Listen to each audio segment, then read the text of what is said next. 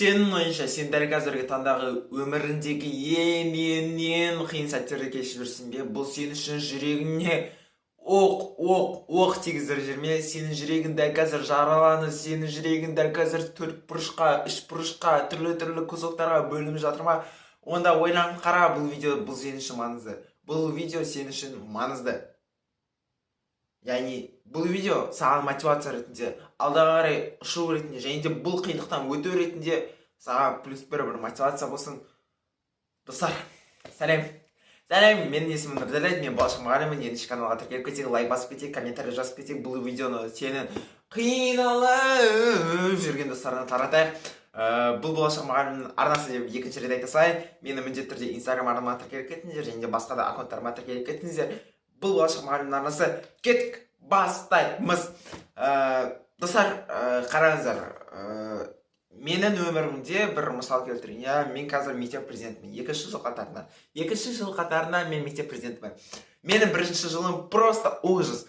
Менің бірінші жылым ужас дегенде енді әрине жұмыстар болды.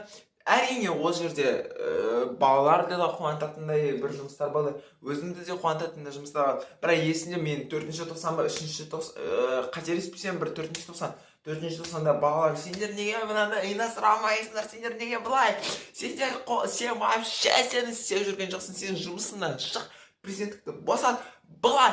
Қазірдің өзінде, қазір екінші жылы менде жұмыстар өте жақсы жүріп жатыр, Аллаға шүкір. Және де бұл жерде қазірдің өзінде анандай недовольный, сенің аяғынан шалғысы келеді, сені жеңгісі келеді, сенің орынды тартып алғысы келеді. Бұл жерде маған орын маңызды емес, бұл жерде маған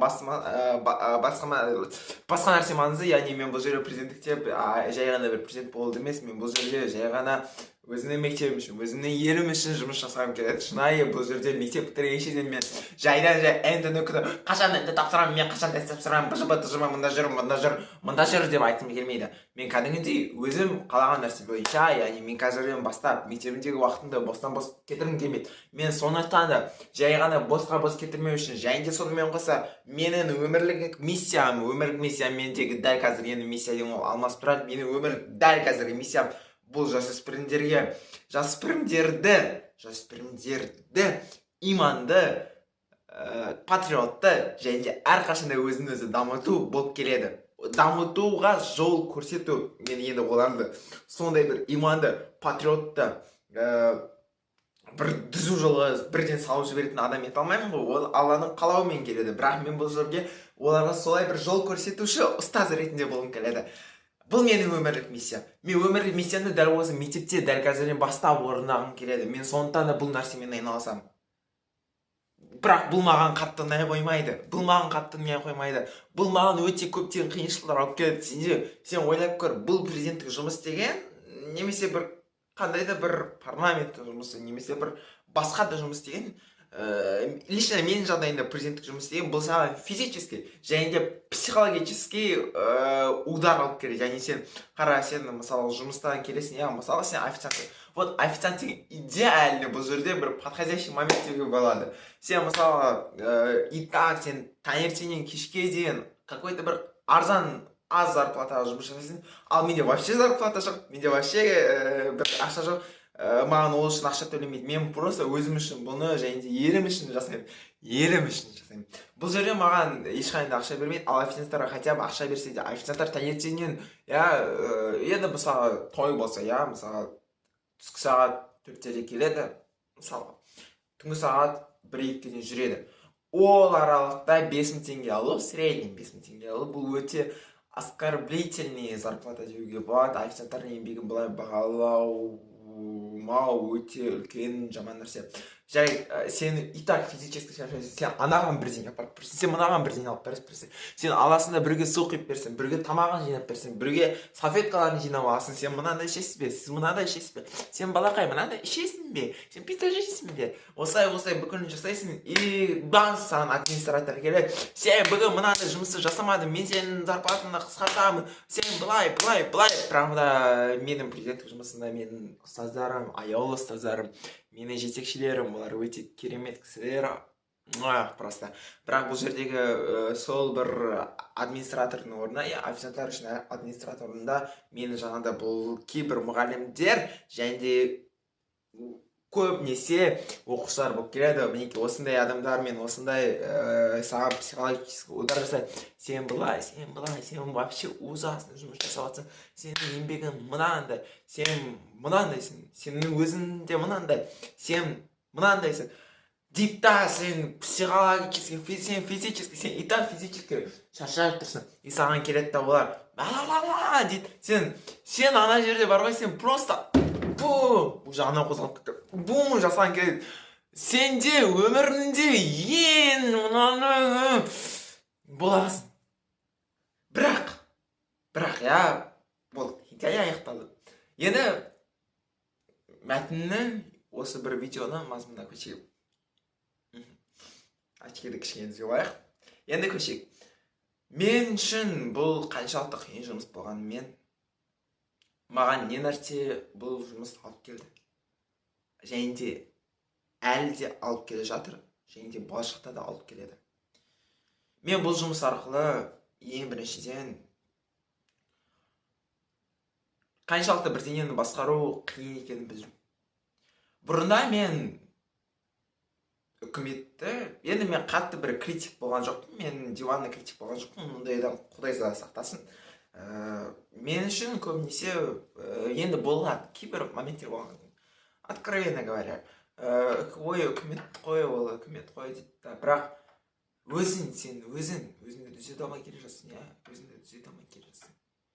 Екіншіден, бұл маған қандай нәрсе алып келді? Бұл маған рухани байлық алып келді. Яғни мен сол бір ямаға түскеннің арқасында, былайша айтқанда жаңағы қиыншылықтарға түскеннің арқасында мен рухани байи бастадым. Яғни мен өзімді алып шығып, бір қиын ситуациялардан алып шыға бастадым. Бұл маған қиын болғанымен. Үшіншіден, мен сананы түсіне бастадым. Мен просто көптеген адамдардан ойында тек қана дискотека, тек қана мынандай бір еркін форма жасашы, дискотека жасап беш, әрбір апта сайын дискотека неге болмайды деген сұрақтар маған келгендіктен, мен бұл жерде түсінгенім, әлі де біз төмен деңгейдеміз. Енді бұл жаңағында былайша айтқанда рухани нәтижелері ғой, ал одан бөлек мен ораторлығымды жасаттым. Мен адамдармен сөйлесуге деген коммуникацияны жасартым. Мен эмоционалды интеллектімді жасартым. Мен взрослый өмірге, мен әлі баламын. Мен, в принципе, әлі баламын, мен 16-тамын. Бірақ мен сол бір взрослый өмір қандай болады деген сияқты, тіпті взрослылардың өздеріне взрослый болып кеткен сияқты мен өзім бар ғой. Мысалы, дәл осындай бір моменттерге тап болдым, дәл осындай нәрселерді үйрендім. Яғни, егер де сенде дәл қазіргі осы тұрғыдан өзімнің президенттік жұмыстарını саған мысал ретінде келтіріп тұрғаным, бұл маған ұнамауы мүмкін, бұл маған қиыншылықты алып келуі мүмкін. Мен әлі есімде жылаған күндерім, қиналған күндерім, ой құдайым, бізде мынандай болсыншы, балаларда мынандай интеллекттерін, имандарын жақсартшы, балаларды рухани бай етші, халқымызды рухани бай етші, көздерін ашшы деп, қазақ деп әлі де сұрағаным есімде, әлі де сұрап келе жатырмын, және де болашақта да бұйырса сұрай беремін. Яғни бұл жұмыс маған қиын болғанымен, тағы да қиын болғанымен, бұл жұмыстың маған берері өте көп болды. Және де әлі де ол көбей береді, бұл әлі де тоқтап қалмайды. Сенің дәл қазіргі қиыншылық заманында сен қиындықты көре берме, оның жанында міндетті түрде бір жақсы жол болады. Жақсы туннель болады. Ол туннель сені бір жақсы нәрсеге үйретуі мүмкін. Ол туннель сені бір жақсы нәрсеге дайындауы мүмкін. Ол туннель саған біраз нәрсеге көрсетіп беруі мүмкін. Ақ қараны ажыратып беруі мүмкін. Мен енді иман емеспін, мен хафиз емеспін. Болашақта болармын, Құдай қаласа. Бірақ бұл жердегі айтарым, Алла тағала қазір сөз айтпаймын, толықты, Алла өзі кешірсін.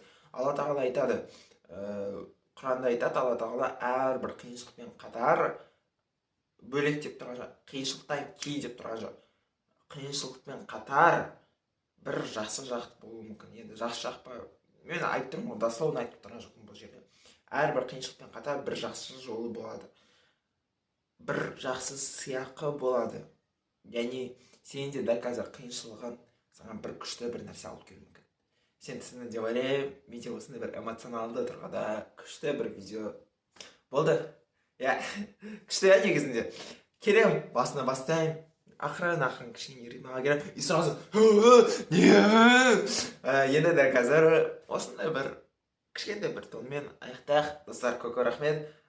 Тинейджер клубқа қосылыңыздар. Иә, толық мәлімет астыда. Бұл тинейджер клуб жасөспірімдердің өмірі 14 күнде өзгертіп беретін керемет проект, керемет курс. Міндетті түрде қосылыңыздар.